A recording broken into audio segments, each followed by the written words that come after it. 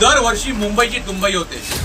मुंबईमध्ये जेवढे low lying areas आहेत ते सगळे तुंबतात. पण या वर्षी अख्खी मुंबई तुंबली आहे. आणि ते का झालंय तुम्हाला माहिती आहे?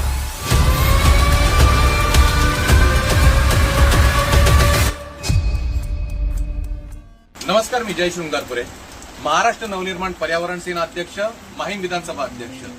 बेकायदेशीर कन्स्ट्रक्शन हे या मुंबईची तुंबई होण्याचं मुख्य कारण आहे. मुंबईमध्ये पावसाचं पाणी समुद्रात नेण्यासाठी एक वेगळी सिस्टम आहे, त्याला म्हणतात स्टॉर्म वॉटर ड्रेन.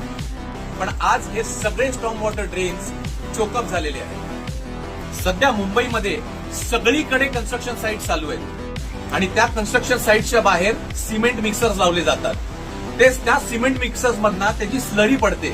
ती सिमेंट स्लरी जी आहे ते स्टॉर्म वॉटर ड्रेन मध्ये जाते. त्या ज्या पाईप्स असतात त्या पाईप्स मध्ये एंटर करते आणि इव्हेंच्युअली ते सिमेंट जे आहे ते सुकतं, कडक दगडासारखं होतं आणि ते पाईप्स चोक होऊन जातात.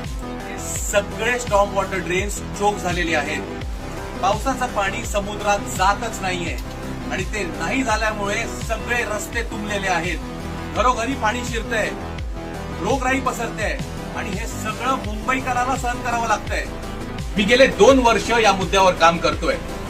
दररोज बीएमसी मध्ये जातो, पण मला या डिपार्टमेंटमधनं त्या डिपार्टमेंटमध्ये, त्या डिपार्टमेंटमधनं त्या डिपार्टमेंटमध्ये मला फक्त पळवलं जातं.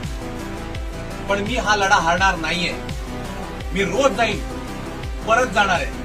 तुम्हाला जर माझी साथ द्यायची असेल तर हा व्हिडिओ जास्तीत जास्त शेअर करा.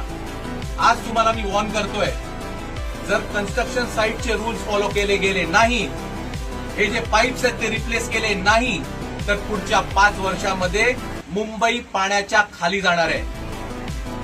धन्यवाद. जय हिंद, जय महाराष्ट्र, जय शिवराय.